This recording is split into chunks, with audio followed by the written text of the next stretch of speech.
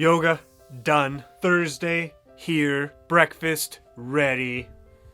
We're in the studio. We're getting things done today. We're working on the vlog straight away this morning, and then we gotta get straight into Unit 7. We are on the very last subject, which is subtractive synthesis, sound design.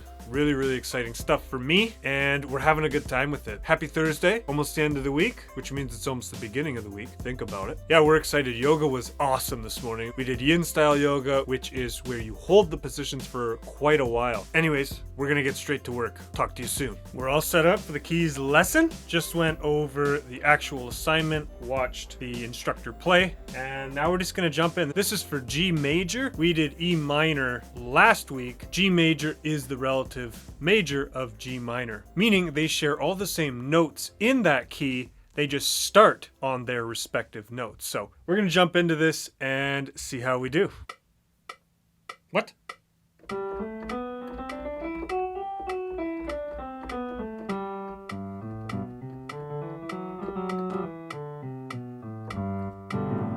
What?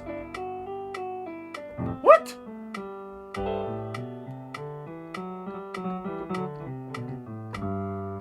What? Did you hear that? Okay, come over here. Take a look at this with me. So, you heard how fast that was going, right? Listen to this. This is the example.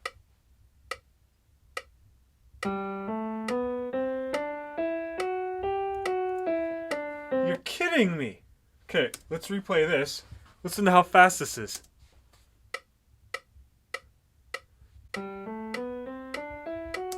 It's like twice the speed. What? We're gonna report that there's a situation going on here, and then we are going to get back playing. Happy Friday, everybody. It's the end of the week, and we just got to the studio. Yes, you could see that, hey? Look at these. We got our Hey Happy this morning. A couple weeks ago, we got Fern Cafe, which is my other favorite place. Yeah, one of the guys who's also a barista. He actually brews his own coffee there, called Be Still Cody, and he let me try his new one today. It's got like a real kick of acidity, but the flavor is super good. So anyways, today, sound design. Had a bit of frustration with that yesterday, but we are gonna get right back into it today, and I'll probably show you that for future Friday.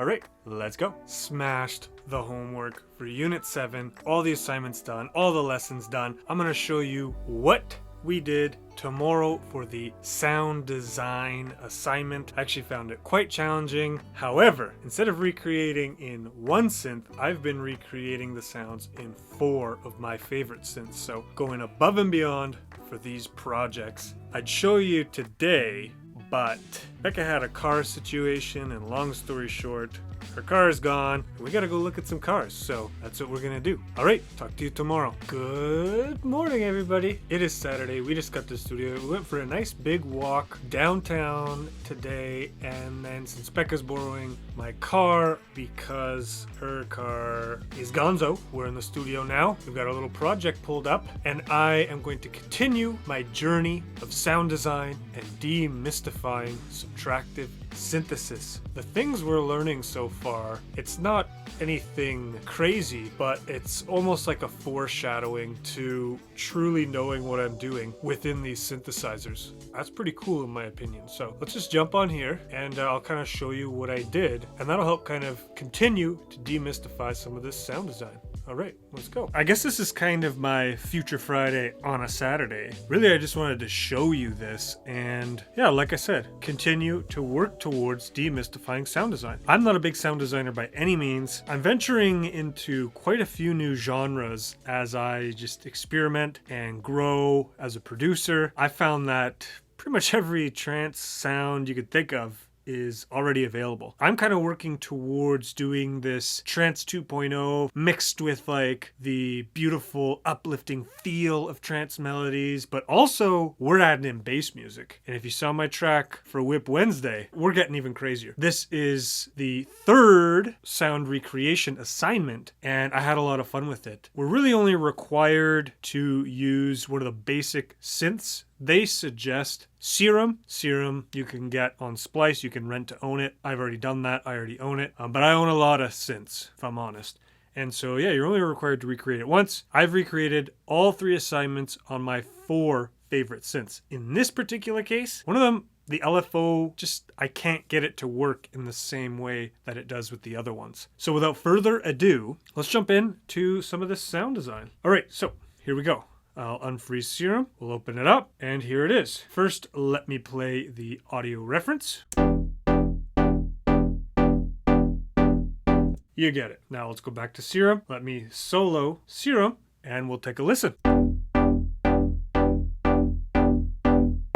I guess there's probably 3 major things to worry about when you're starting sound design. Obviously, this is quite a basic pluck noise, but the thing is, like, a lot of this actually comes from basic effects. Basic effects and knowing how to use envelopes and LFOs within a subtractive synthesis. And so the 3 things that for me that I need to keep an eye on is, number 1, what shape is this? Is this a saw wave? Is this a sine wave? Is this a square wave? That's number 1. Number 2, what envelope does this sound like? ADSR. This is a pluck. So we're going to go for a quicker attack. We don't want any sustain. So as you can see here on my envelope, that's exactly what we've done. One of the coolest parts about Serum is that it actually shows you the ADSR. So you can actually drag this around and do whatever you want with it, and it will adjust the settings, as you can see, as you go. And most synths, they'll have an envelope, if not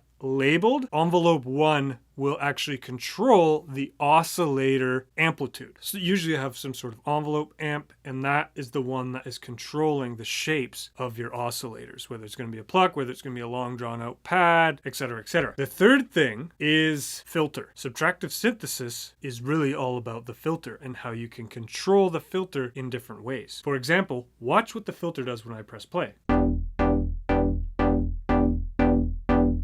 In this specific case, this was an LFO assignment. So in order to achieve this pluck sound, there are different ways to do it. In this particular case, they wanted us to achieve it with an LFO. So LFOs can also be shaped in as many ways as you want.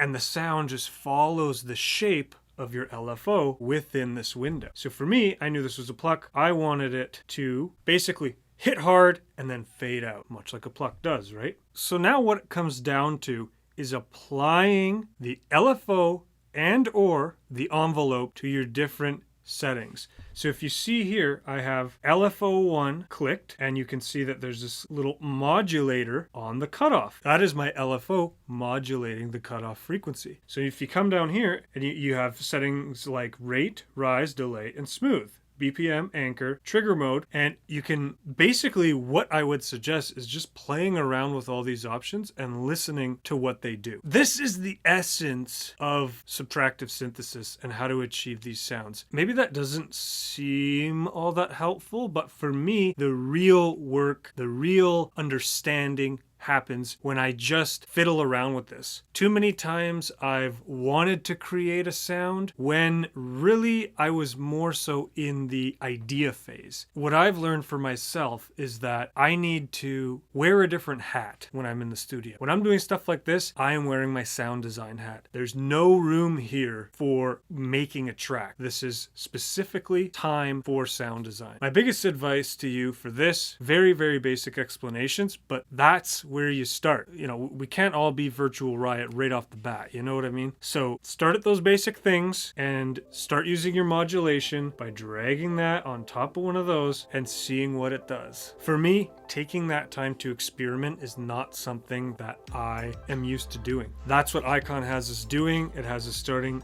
at the very basics, so we really build a solid foundation for sound design. All right, that's going to be it for Future Friday on a Saturday.